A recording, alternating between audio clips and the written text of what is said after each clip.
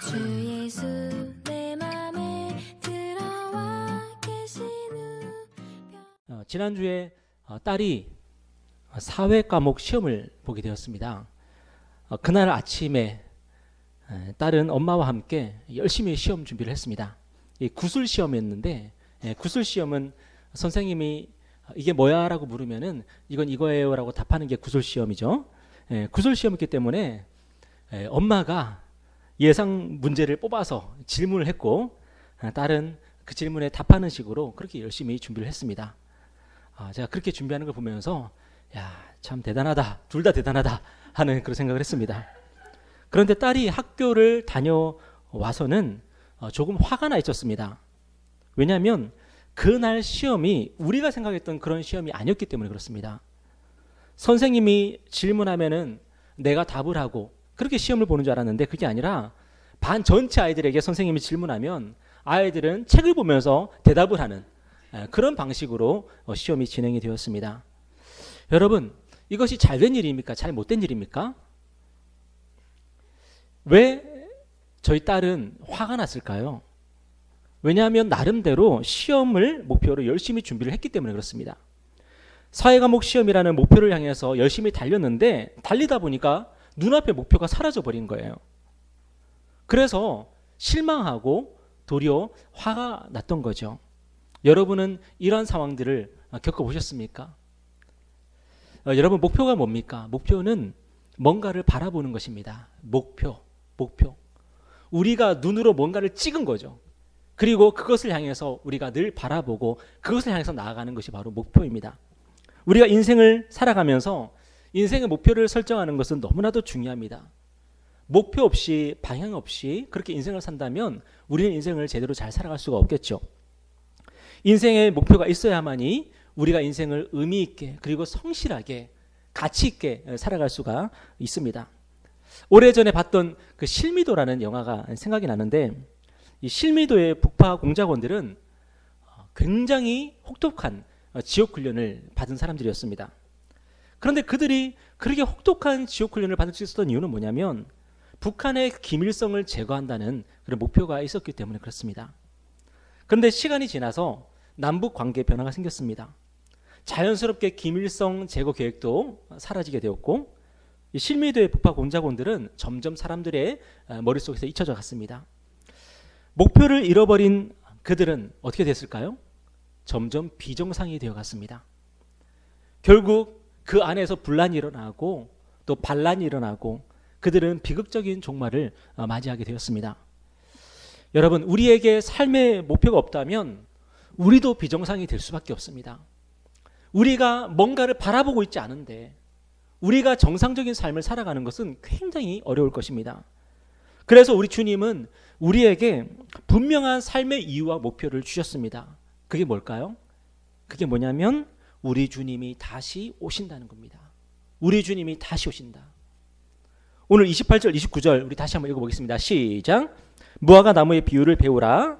그 가지가 연하여 지고 잎사귀를 내면 여름이 가까운 줄 아나니 이와 같이 너희가 이런 일이 일어나는 것을 보거든 인자가 가까이 곧 문 앞에 이른 줄 알라.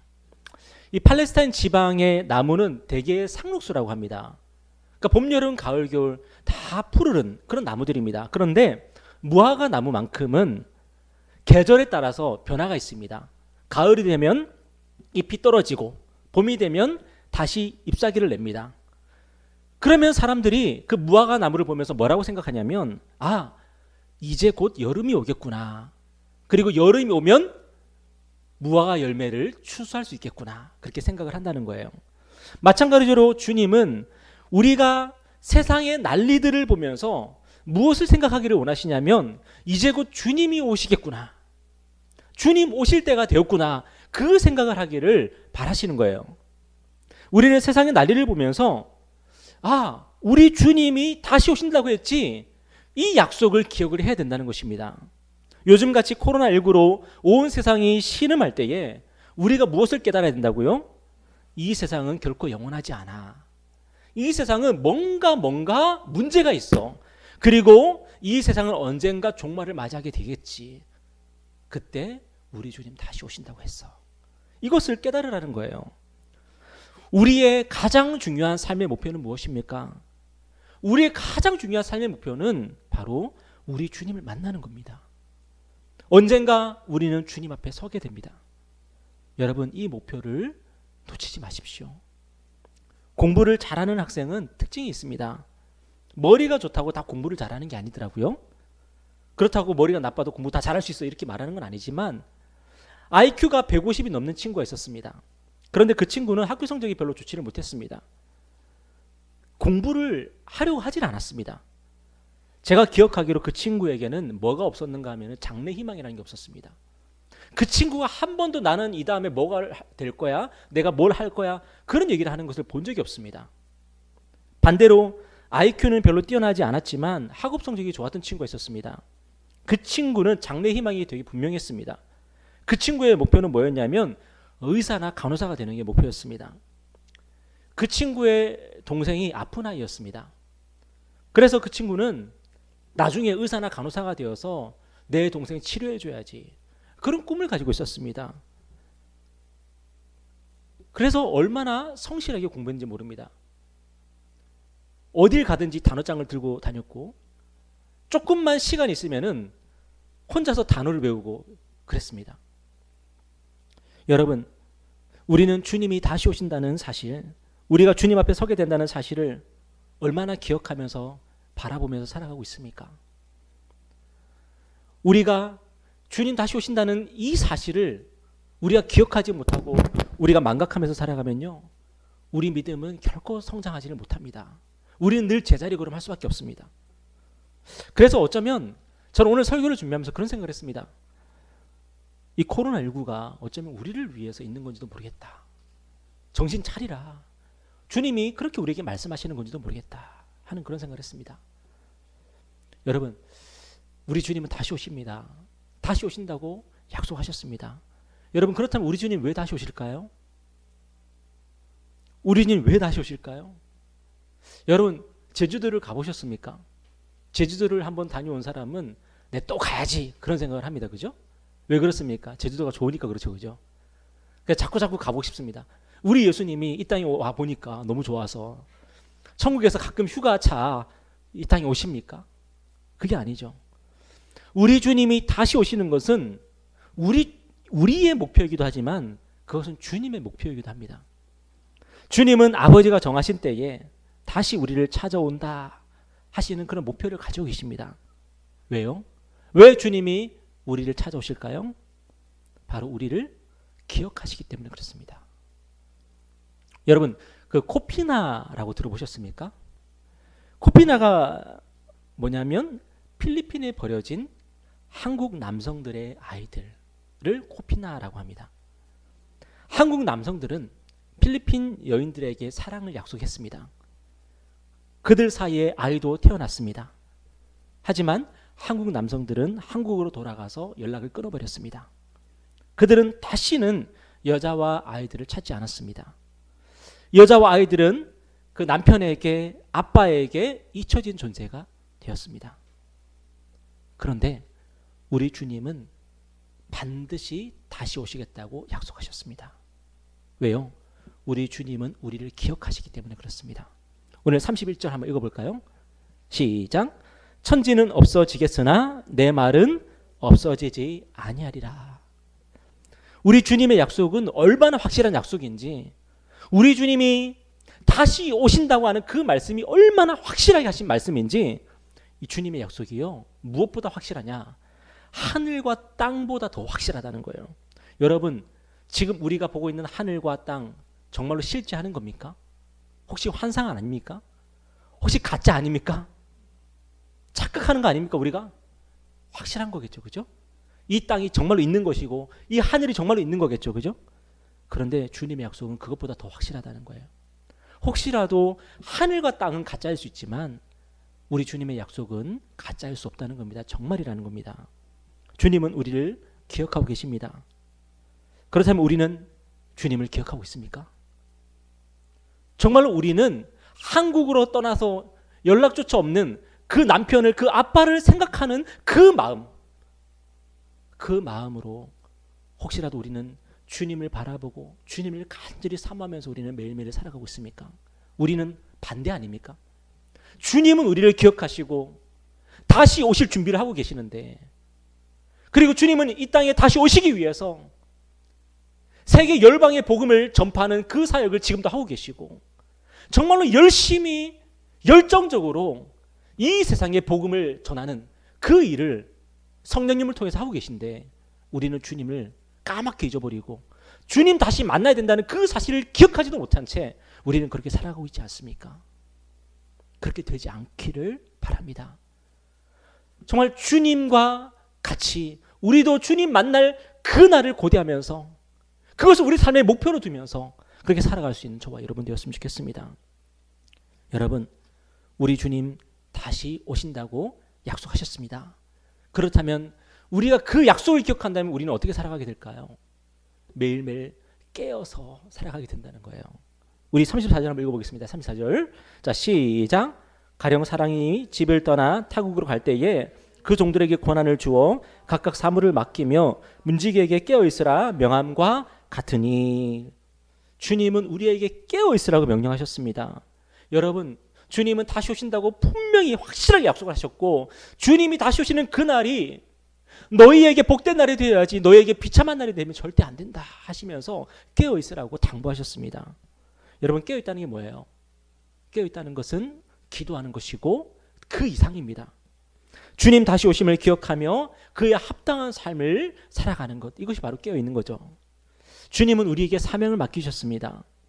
주님은 우리에게 어떤 일을 떠맡기시는 것이 아니라 주님은 우리에게 주님이 하시는 그 일을 같이 하자고 하시고 주님이 하셨던 그 일을 우리에게 맡기셨습니다. 여러분, 주님이 우리에게 사명을 맡기신 이유가 뭘까요? 주님이 하셔야 될 일 우리에게 떠맡기신 것입니까? 그게 아니라 정말로 우리를 중요한 존재로 여기고 계시는 거예요.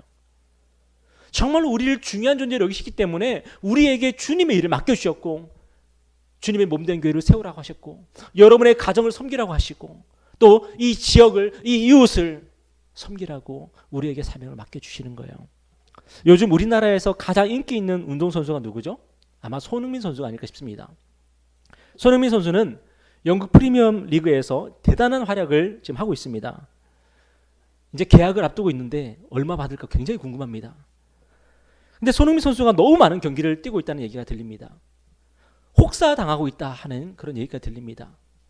그런 이야기를 듣게 되면 우리는 무슨 생각을 하게 됩니까? 한편으로는 걱정이 되지만 한편으로는 기분이 좋지 않습니까? 왜 그렇습니까? 무리뉴 감독에게, 토트넘 팬들에게 인정받는 선수라는 얘기이기 때문에 그렇습니다. 여러분, 감독에게, 팬들에게 인정받지 못하면 경기에 나올 수 없습니다. 뛰고 싶어도 뛸 수 없습니다. 그런데 지난번에 손흥민 선수가 80분을 뛰고 그 다음에 교체되어 들어갔습니다. 그때 토트넘이 3대5로 이기고 있다가 3대3으로 비겼습니다. 그래서 팬들이 난리가 났습니다. 왜 손흥민 뺐냐고. 손흥민을 빼니까 이제 그 상대편이 골목을 적정을 안 하게 되니까 전부 전진해서 공격하기 시작했습니다. 남은 몇 분 안 되는 그 시간 동안 3골을 먹어버렸습니다. 손흥민 선수가 얼마나 중요한지를 다시 알게 되는 그런 시합이었습니다. 여러분, 아무리 혹사를 당해도요, 아무리 경기에 많이 출장했어도요, 그 선수는 중요한 선수이기 때문에, 너무 중요한 선수이기 때문에 그 선수를 투입하지 않을 수가 없는 거죠. 여러분, 축구 선수로 비유하자면 우리는 매번 똥볼을 차고 매번 자살골을 넣는 그런 사람들입니다. 여러분, 정말 그렇습니다. 우리에게 교회 안에서 자그마한 일을 맡겨도 우리는 잘 감당하지 못할 때가 많습니다. 서로 걱정되지 않습니까? 저 사람이 잘할 수 있을까? 서로 걱정이 되잖아요. 여러분, 우리의 믿음은 정말 갈대와 같고요, 우리의 인격은 죄인 중에 괴수입니다. 여기서 자기 인격이 마음에 드는 사람 있습니까? 혹시? 나의 성품이 마음에 드는 사람 있습니까? 내 인격이, 내 성품이 이 정도로 마음에 안 드는데 다른 사람은 나를 보면서 어떻겠습니까? 그럼에도 불구하고 주님은 우리를 제외시키지 않으시고 우리를 인정해 주시고요, 우리에게 복음을 맡겨주셨고 우리에게 하나님의 나라 일들을 맡겨주셨습니다. 왜 그럴까요?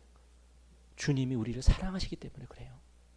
주님이 우리를 존중하시기 때문에 그래요. 저와 여러분은 우리 주님께 인정받는 자들입니다. 어떤 사람은 5달란트, 어떤 사람은 2달란트, 어떤 사람은 1달란트. 여기서 달란트를 받지 않은 사람은 아무도 없습니다. 주님께서 각각 우리 분량에 맞게끔 각각 다 달란트를 맡겨주시고 그것으로 주님을 위해서 열심히 살아보라고 우리에게 시간을 그리고 우리에게 인생을 허락해 주셨습니다. 우리가 잘나서가 아니죠. 우리가 매일매일 제대로 살았기 때문이 아니에요. 우리 오늘까지, 어제까지 우리의 인생을 한번 되돌아보세요. 우리가 정말로 제대로 살았는가? 우리는 늘 허술하고 우리는 늘 부족하지만 우리 주님은 그래서 우리를 제외시키는 것이 아니라 너는 그냥 빠져 이러시는 게 아니라 우리를 훈련시키시고 우리를 교육해 주시고 때로는 우리를 달래가시면서 우리 주님이 우리를 달래야 되겠습니까?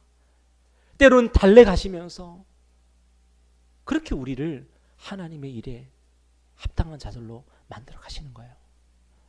원래 생일날 케이크 촛불은 누가 꺼야 되는 겁니까? 원래 주인공들이 끄잖아요. 그죠? 그날 생일자가 케이크 촛불을 끄는 거 아닙니까? 그런데 저희 집 아니 우리 교회의 생일 케이크 촛불은 누가 끕니까? 우리 아이들이 다 끄죠. 왜 그렇습니까? 그 아이들이 가장 잘 끌 수 있기 때문이 아니라 그 아이들이 그 생일날의 주인공이기 때문이 아니라 그 아이들이 가장 사랑받고 있기 때문에 그래요. 너무나도 귀하기 때문에 너무나도 관심받고 있기 때문에 사랑받고 있기 때문에 야 너 갖고 너 갖고 우리가 그렇게 배려해 주는 거 아니겠습니까? 여러분 우리 주님이 우리를 얼마나 생각하시는지 우리 주님이 얼마나 우리를 기억하시는지 우리가 다시 한번 깨닫기를 바랍니다. 그리고 주님이 우리를 만나고 싶어 하시는 것만큼 우리도 주님 만날 날을 고대하면서 매일매일 기도하고 또 주님 맡겨주신 사명 감당하면서 그렇게 우리가 살았으면 좋겠습니다. 늘 우리는 부족하지요. 늘 우리는 연약하지요.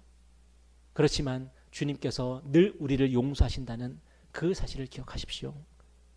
늘 우리를 용서하십니다. 늘 우리를 받아주십니다.